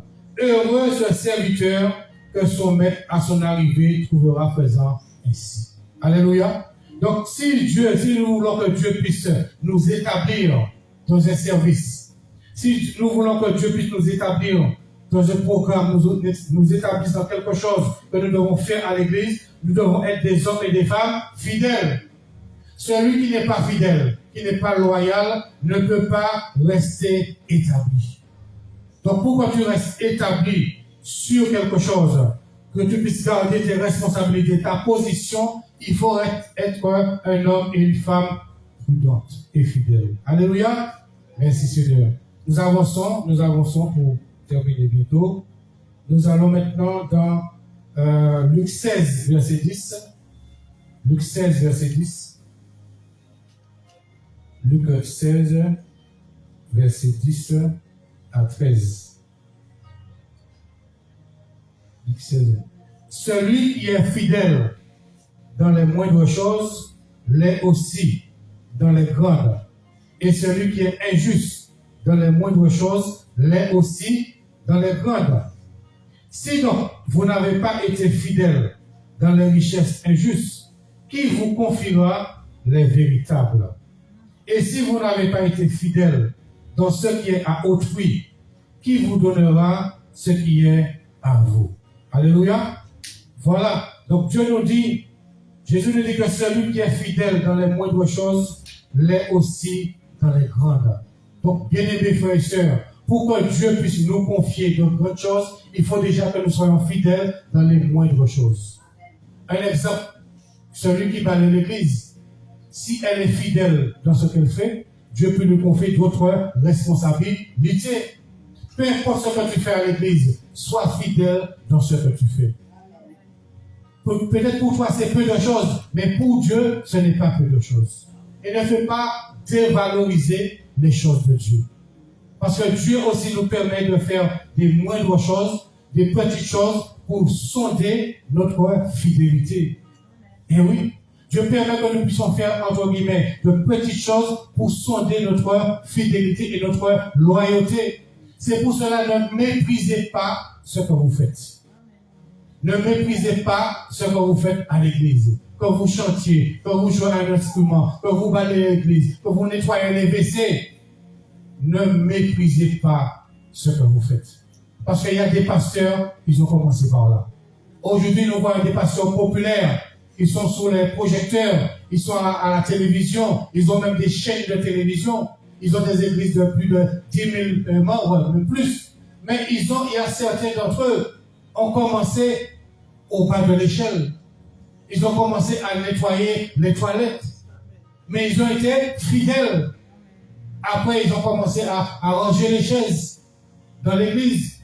Il y a de ceux qui rangeaient les micros. Mais ils ont été fidèles. Ce sont des personnes fidèles et loyales. Mais aujourd'hui, on murmure. Ah, pourquoi c'est moi? Pourquoi c'est moi qui dois faire ça? Ça, c'est pas mon travail. Et je vous dis quelque chose. Même si tu es bishop ou archibishop, tu es dans une église, tu vois un morceau de papier, qu'est-ce qui t'empêche de le ramasser? Ton titre ne doit pas t'empêcher de t'humilier. Ton titre, ta position ne doit pas t'empêcher d'être fidèle et loyal devant Dieu. Parce que Dieu peut, même si tu as une position élevée ou de responsabilité dans une église, Dieu peut te permettre d'arriver dans une situation, peut-être que ce n'est pas toi qui devais le faire, mais Dieu met cela devant toi pour que tu puisses le faire. Pour sonder ta fidélité et ta loyauté. Donc ne méprisons pas quoi que ce soit dans l'église. Vous avez compris cela? Peu importe ta position, peu importe ce que tu es, peu importe ce que tu fais, ne méprisez pas les petites choses que Dieu met sur votre chemin. Et quand Dieu voit que tu es fidèle dans les petites choses, tu viens à l'église, tu vois quelque chose, tu ramasses. Faut pas dire, ah non, c'est pas moi qui nettoie l'église, je laisse ça pour les gens qui nettoient. Non. Tu viens, tu persévères, tu vois par exemple une étiquette comme ça qui est sur les chaises là, tu vois l'étiquette à terre, tu ramasses. Dieu voit les petits détails que nous faisons. Vous savez ça? Dieu voit dans le secret. Donc Dieu voit les petites choses que nous faisons. Il ne faut rien minimiser devant Dieu. Toute chose a de la valeur pour le Seigneur. Est-ce que vous le croyez? Donc rien n'est à mépriser, rien n'est à rejeter. Et Dieu va nous mettre dans des situations, bien aimés, pour sonder, pour éprouver notre fidélité et notre loyauté. Dieu va te mettre dans des situations, des gens vont venir te présenter des choses, des opportunités, des facilités. Au travail, faites attention, tout cela pour éprouver ta fidélité et ta loyauté envers ton entreprise, envers ton patron. Donc il y a des situations que Dieu aussi va créer, des circonstances que Dieu va créer dans l'église pour éprouver ta fidélité et ta loyauté. Pour voir est-ce que tu es fidèle envers ton pasteur, est-ce que tu es fidèle envers l'église, est-ce que tu es loyal. Donc soyons attentifs. Ne prenez rien à la légère. Tout a une importance. Tout a une importance. D'accord? On va prendre 2 Timothée 2. 2 Timothée 2, verset 1. 2 Timothée 2, verset 1.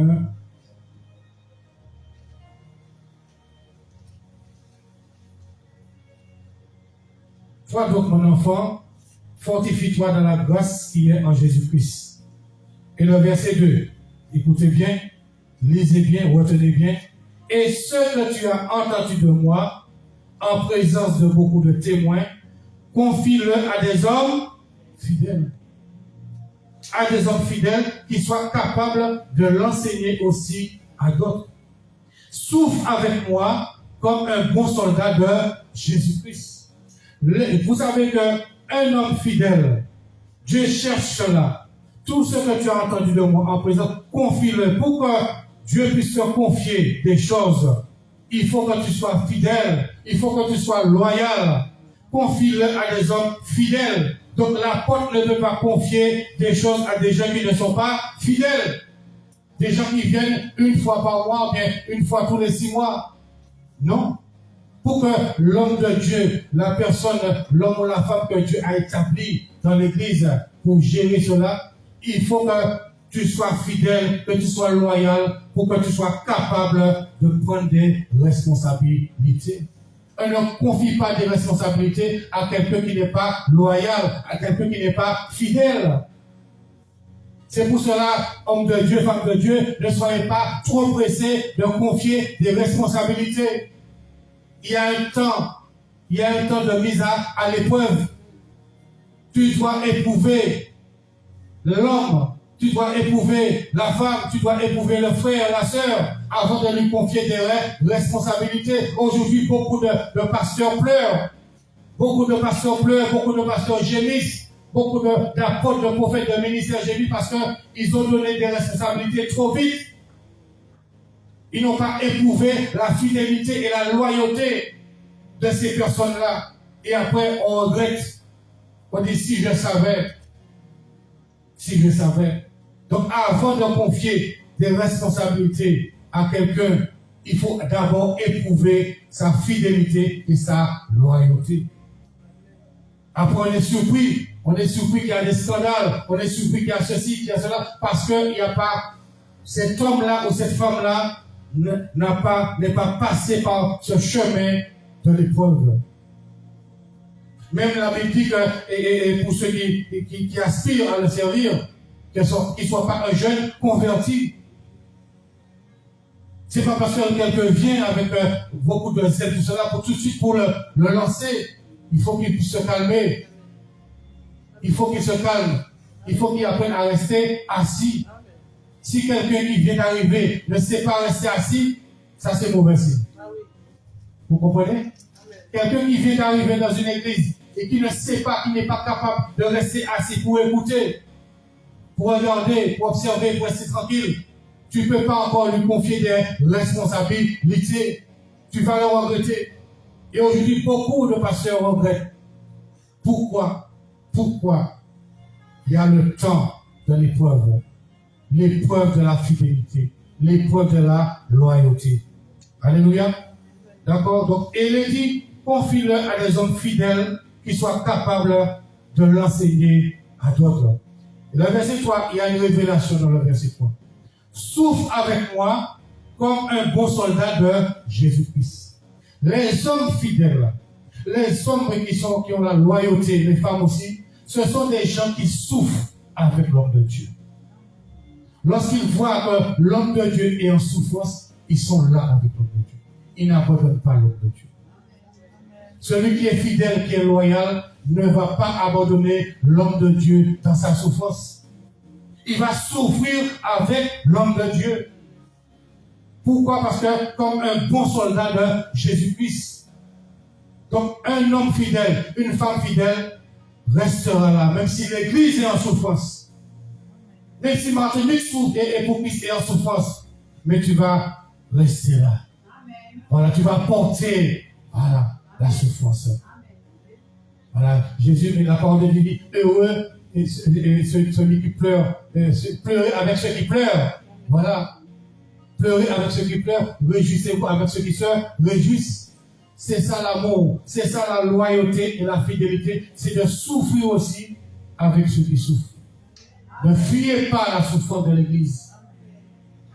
Lorsqu'une Église est en souffrance, ce n'est pas le moment de fuir. Celui qui fuit la souffrance d'une Église est un lâche. Ça s'appelle de la lâcheté.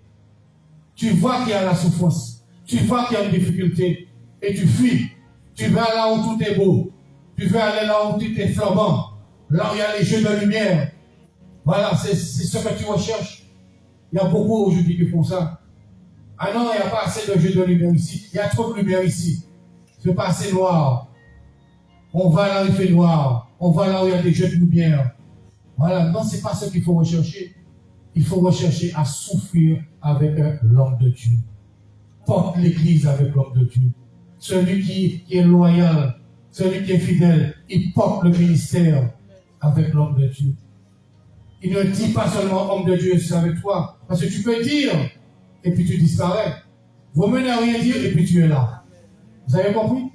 Vous menez à rien dire, ne pas trop parler, mais l'homme de Dieu voit que tu es là. Malgré ses épreuves, malgré sa souffrance, il voit que tu es là. Que tu traverses l'épreuve avec lui. Tu traverses la souffrance avec lui. Donc c'est ça, la loyauté, la fidélité.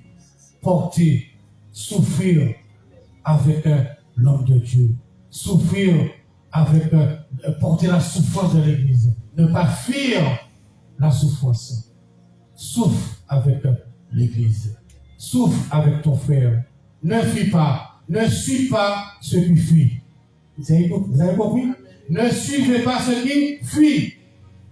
Donc si tu veux être loyal, si tu veux être fidèle à Dieu premièrement, et à l'Église, à ton Église, là où le Seigneur t'a planté, là où il t'a béni, ne suivez pas ceux qui fuient, mais restez pour souffrir avec l'homme de Dieu, souffrir avec l'Église, porter les fardeaux les uns les autres. Alléluia. Et on va terminer avec ce verset. On va prendre voilà, donc Matthieu 25. Matthieu 25, verset 13. Et il y a une récompense. Il y a une récompense pour celui qui est fidèle. Il y a une récompense. Matthieu 25, verset 13. Parce que c'est facile de le dire aujourd'hui, lorsque les gens arrivent dans l'église, j'ai déjà vu ça. Dans toutes les églises où je suis passé, on a vu des gens arriver. Hein. Pasteur, on est avec toi. On les voit arriver. Oui, on est avec toi. Ah, j'ai trouvé la bonne église. J'ai trouvé la meilleure église. Enfin, j'ai trouvé la bonne église. On a entendu ça beaucoup. Ah oui, je me sens bien ici. Ah oui, c'est là, je suis sûr, je suis convaincu. C'est là que Dieu m'a envoyé. Je suis convaincu. Ah, pasteur, je suis avec toi. Voilà, je ne vais pas te lâcher. Des paroles.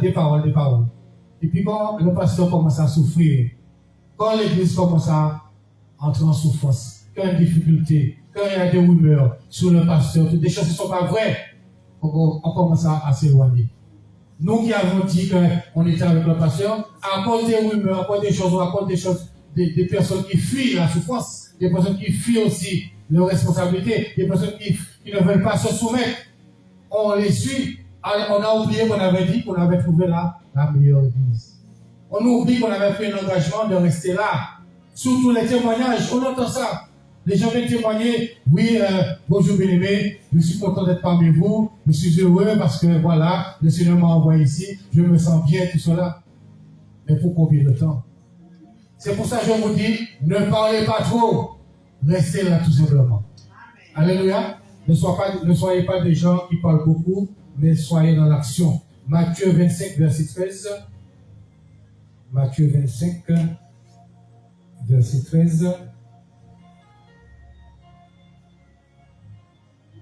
Mais il répondit, je vous le dis en vérité, veillez donc, puisque vous ne savez ni l'heure ni le jour, il en sera comme d'un homme qui, partant pour un voyage, appela ses serviteurs et leur remit ses biens.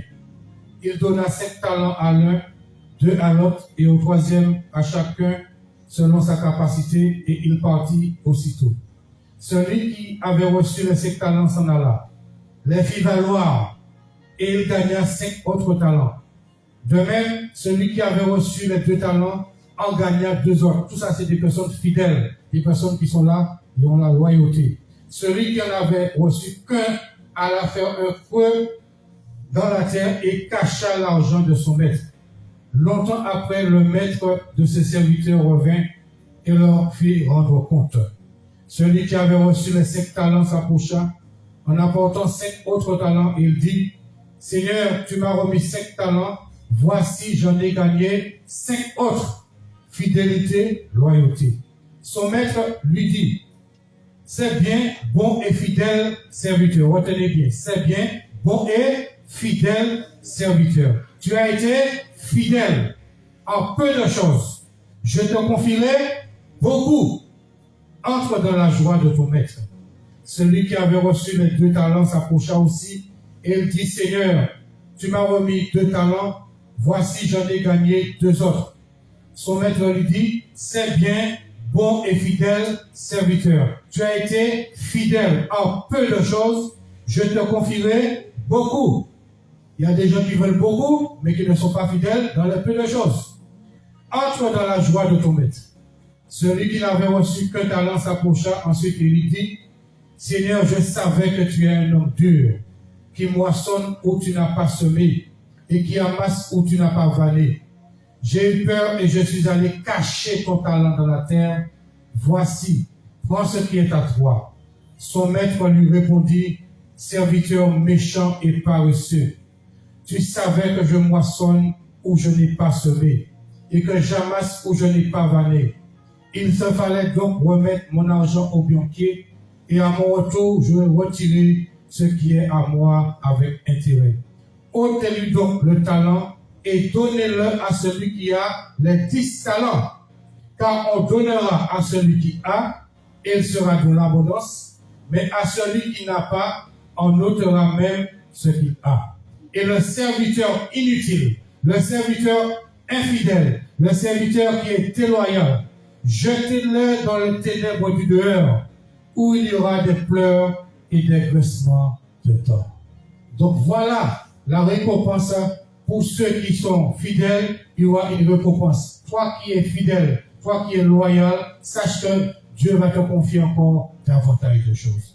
Mais celui qui n'est pas fidèle, celui qui n'est pas loyal, celui qui méprise le talent, celui qui méprise ce que Dieu t'a donné, il faut savoir que si tu ne mets pas en valeur ce que Dieu t'a donné, tu risques de finir comme le serviteur inutile, le serviteur déloyal, le serviteur infidèle. Alors, bien aimé, on va se tenir debout. On va se tenir debout et je vais inviter l'apôtre Koffin à venir pour continuer avec vous pour la prière. Alors, je prie Dieu vraiment que ces paroles que nous avons entendues ce soir puissent rester dans nos cœurs, que nous puissions méditer ces paroles, que nous puissions mettre ces paroles en pratique. Et je prie le Seigneur que nous soyons des hommes et des femmes fidèles, que nous soyons des hommes et des femmes qui sont intègres et que nous ne puissions pas suivre ceux qui sont infidèles, ceux qui ne sont pas loyaux. D'accord? Alors ne suivons pas les infidèles, mais restons ensemble, persévérons ensemble, avançons ensemble et le Seigneur nous récompensera au nom de Jésus-Christ. Amen, amen, amen, amen, amen.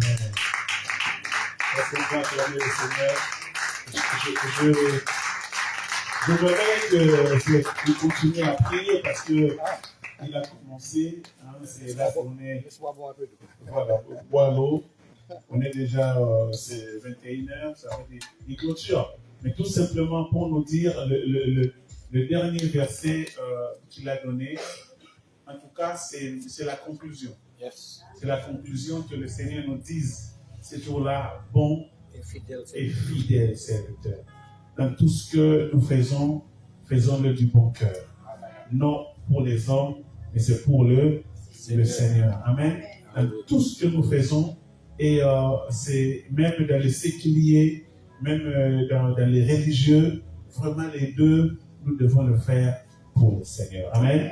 Vraiment, et puis à la fin, le Seigneur nous dira bon et fidèle serviteur. Amen. C'est vraiment, c'est le dernier mot du Seigneur parce que dans Matthieu 7 et 21, le Seigneur avait dit en fait à plusieurs personnes qui le servaient en disant je ne vous ai jamais connu.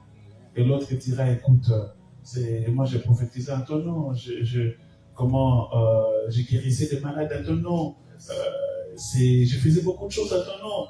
Et c'est dit non, je ne vous ai jamais connu. Retirez-vous de moi, serviteur d'iniquité. Vous voyez, l'autre qui dit bon et fidèle, loyal serviteur. Et de l'autre côté, il dit c'est serviteur d'iniquité. Vous voyez, en fait, c'est vraiment, il y a bon et fidèle serviteur, et l'autre, c'est comment on appelle ça, c'est ouvrier d'iniquité, serviteur d'iniquité. Et l'autre dit, je ne vous ai jamais connu. L'autre dit, entre dans la joie des torrents. Amen. Donc vraiment, et c'est vraiment la conclusion. Un homme de Dieu disait, Marcelo disait, moi ça me fait peur. Ça me fait vraiment peur de venir après, de passer 40 ans dans les seigneurs, dans les services, 30 ans, 20 ans, et puis tu arrives, le Seigneur te dit, même pas dire, je ne te connais pas, mais je ne t'ai jamais connu. C'est-à-dire, tout ce que tu faisais là, tu le faisais pour toi-même. C'est ça. Moi, c'est beaucoup servent Dieu sans Dieu. C'est-à-dire, on fait du bénévolat. Exactement. Nous voulons servir Dieu avec Dieu. Amen, amen, amen. Voilà, on sert Dieu avec Dieu. Yes. Pas de servir Dieu sans Dieu.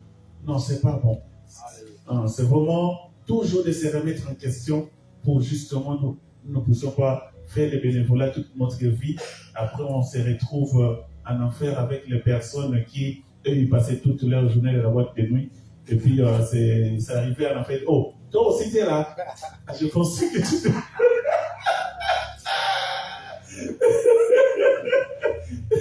Non, mais au moins, moi, je mérite parce que toute ma vie, j'étais dans la boîte de nuit, je regardais des affaires, machin, pas de problème. Mais toi, tu passais toute ta vie à l'église. En fait, on te connaissait dans la foi de France qui évangélisait et tout ça. Tu nous fatiguais avec les séminaires. Je te retrouve là, comment ça? Donc, on n'y était pas. Est-ce que vous comprenez? Donc, vraiment, ne soyons pas un pied dedans, un pied dehors. Ne soyons pas hypocrites, ne soyons pas, voilà. Nous devons être vraiment loyaux au Seigneur, fidèles au Seigneur, parce qu'il y a un des qualificatifs du Seigneur, Jésus-Christ, on l'appelle fidèle. Fidèle et véritable. Donc, nous devons aussi, par la grâce du Seigneur, que le Seigneur nous fasse grâce. Amen. Donc, dans ces temps de la fin, c'est ces genres d'enseignements que nous devons entendre pour vraiment s'attacher au Seigneur. Amen. Paul dit, nous ne sommes pas de ceux qui se retirent pour se perdre, mais nous sommes de ceux qui gardent la foi pour sauver leur âme. Voilà, frère, sœur. Amen. Donc, c'est vraiment, quel que soit ce qui se passe, gardez la foi. Quelles que soient les épreuves, quelle que soit le persécution dans le monde, quels que soient les temps difficiles, Paul disait, c'est avec des tribulations, nous entrerons dans le royaume de Dieu. Alléluia. Donc vraiment, gardons la foi. Est-ce que tu peux dire à celui autour de toi, gardez la foi. Quel que soit ce qui se passe, gardez la foi. Même au travail, tu es persécuté au travail et tout ça, garde la foi. Tu es persécuté, je sais pas comment, garde la foi. Amen. Dans la famille, même si on ne te reconnaît pas, garde la foi. Amen. Il y a un verset qui m'arrive dans le cœur, pardon, mais pardonnez avant la prière.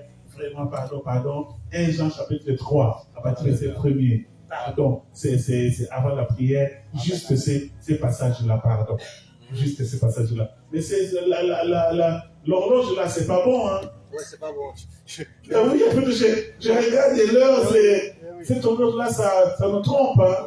La pile est certainement usée. Donc, on est déjà 21h, là, on est encore à 20h. C'est toi moins le cas. Oui, c'est pas bon, ça. C'est pas bon.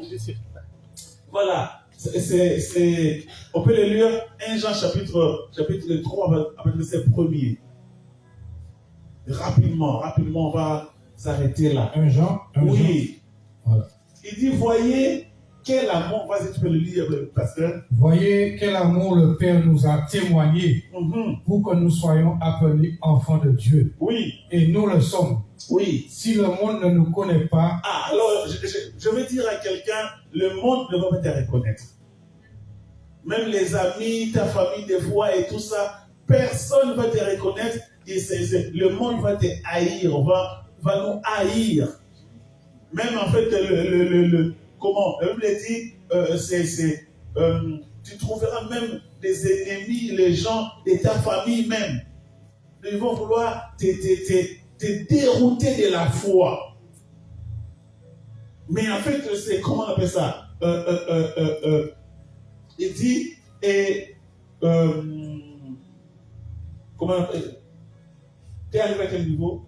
Si le monde ne nous connaît pas, c'est qu'il ne l'a pas connu. Voilà. Si le monde ne nous reconnaît pas, c'est qu'il ne l'a pas non plus connu. Verset 2, il dit quoi?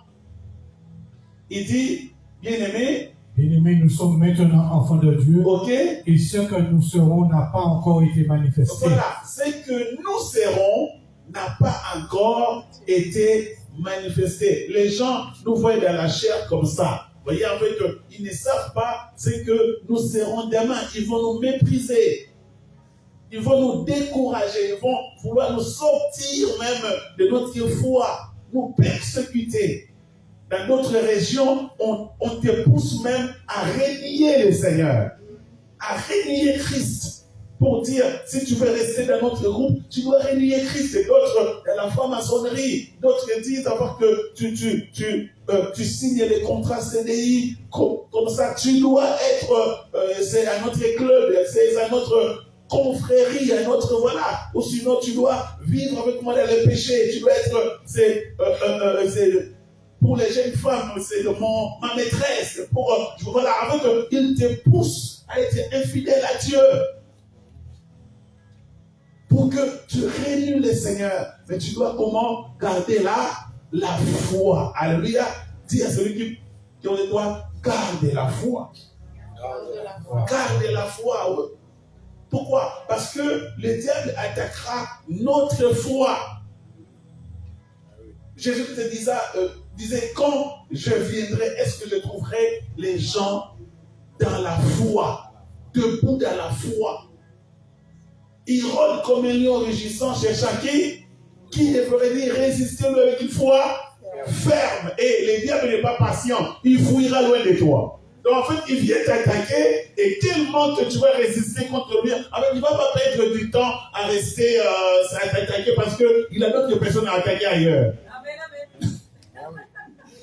Plus en fait, tu le résistes parce qu'il n'est pas omnipotent, il n'est pas omniprésent.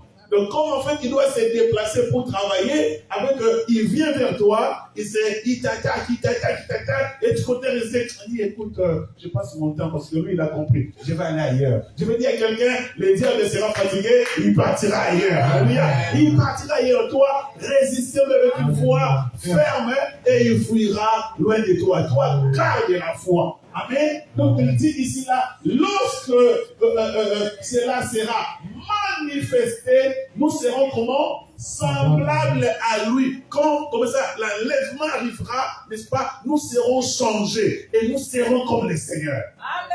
Amen. Est-ce que quelqu'un peut dire amen? Quand l'enlèvement arrivera, la Bible dit, notre corps, c'est incorruptible, sera changé à un corps incorruptible. Notre corps corruptible sera changé à un autre corps incorruptible. Et nous serons semblables à lui parce que, n'est-ce pas, nous comment, verset 3 il dit quoi?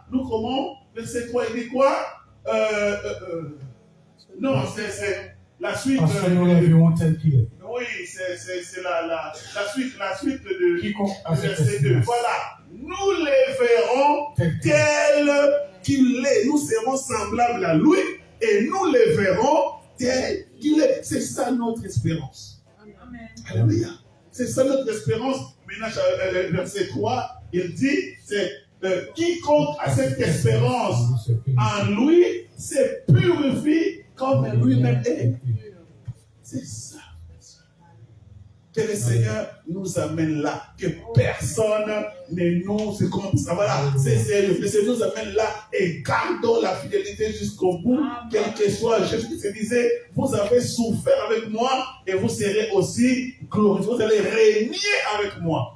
Vous qui avez souffert avec moi, vous allez comment? Régner avec moi. J'ai pris que nous tous qui sommes ici là, nous puissions régner avec le Seigneur au nom de Jésus.